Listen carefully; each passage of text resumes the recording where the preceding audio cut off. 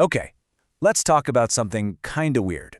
Have you ever, caught your reflection in a shop window, and for just a split second, you didn't recognize that person? Or maybe you've heard your voice played back on a recording and just cringed? Well, we're gonna dive into that, because that strange feeling of disconnect, it's not just in your head. It's actually a massive clue about the very nature of who you are. Right? It's this super common, but also deeply unsettling feeling. Intellectually, you know that's your face, that's your voice, that's your picture. But on a gut level, it just feels off, almost like a bad cover song of your own life. And here's the good news.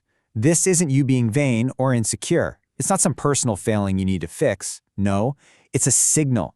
It's a piece of data telling you something really, really important about your internal operating system. So, to really get to the bottom of this, we've got to look at two fundamentally different ways people model their own identity. This is the core idea that pretty much unlocks this entire puzzle. Okay, so let's break this down. On one side, you have what we'll call a type A or surface-anchored person. For them, their identity gets stabilized by the outside world, how they look, what other people think, their social roles. So a mirror or photo feels familiar, it just confirms what's already there. But then you have type B, the high-dimensional self. For this type, identity is stabilized internally. It's built from the complex web of their thoughts, their feelings, their inner stories. And for them, all that external stuff, the mirror, the photo, it feels like a grainy, low-res picture of a vibrant, high-def inner world. So, if you've ever felt that disconnect we've been talking about, that nagging feeling of, that's not really me, then congratulations, you're almost certainly operating with this rich, complex type B self-model. And that is where the problem and the big insight really begins. And that brings us to the main event, the actual mechanical reason why that reflection feels so strange. It's all about a process of collapse. The key phrase here is projection operator. It's just a way of saying you're taking something incredibly rich and complex and squashing it down into a simplified, flat version. And a mirror? A mirror is a brutal projection operator. The same goes for hearing your voice on a recording. In your head, your voice is tied to your intentions, your feelings, your history. But a recording just strips all that away, leaving only the sound waves. It's a massive dimensional collapse. I mean, just think about everything that gets completely vaporized in that reflection. All your internal nuance, gone. The fact that you are a being moving through time, not a static thing, gone. The subtle shifts in your emotions from one moment to the next, gone. The entire beautiful architecture of your thoughts, all of it, just wiped away. And what are you left with? All of that incredible, living, high-dimensional reality gets flattened into a single, silent, two-dimensional picture. It's an almost violent act of data compression.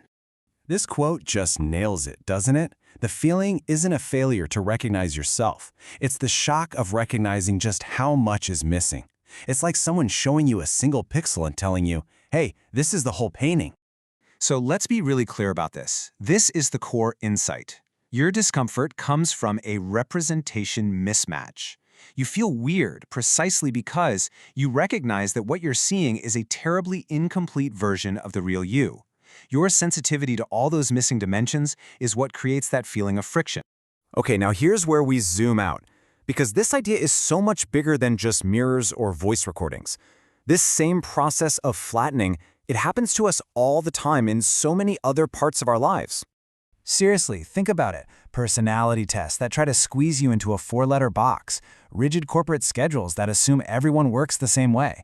Basically, any system that demands you show up as a simplified, easy-to-measure version of yourself is doing the exact same thing as that mirror.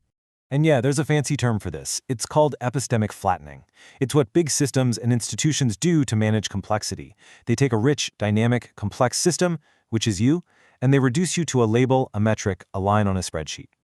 Now this is the game changer. What we call personality often isn't our true, deep-down self. It's the artifact that's left over after we've been projected or flattened by the context we're in. It's just the slice of you that manages to survive that forced, low-dimensional environment. So if you've ever felt totally exhausted or completely misunderstood, or just like a fraud in one of these rigid environments, listen very closely. It's not you. It's a structural mismatch. Your high-dimensional self was being forced into a low-dimensional box, and that friction is always, always painful. Okay, so we get the problem now. The world is constantly trying to flatten us. So what on earth can we do about it? Let's talk about a new operating manual. I mean, if being collapsed and simplified is the source of the pain, how do we fight back? How do we protect our own internal richness in a world that so often demands we be simple? All right, here's the toolkit. First, and this is huge, you've got to reframe the question. Stop asking what's wrong with me and start asking, is this environment collapsing me? Second, you have to stabilize your own model. Write it down, journal about it. Understand how you really function so you can't gaslight yourself later. Third, create a translation layer. You don't owe everyone your full complex self. Learn to share honest but incomplete slices that fit the situation. And finally, use all of this to just stop that endless, exhausting loop of self-blame. And this really is the ultimate takeaway. The goal isn't to change who you are, to sand down your edges so you can fit into smaller and smaller boxes. The real work is to find the people and the places and the projects that have enough space to let your high-dimensional self actually breathe, without being constantly erased. So I'll just leave you with this one question to think about. What environments in your life preserve your coherence?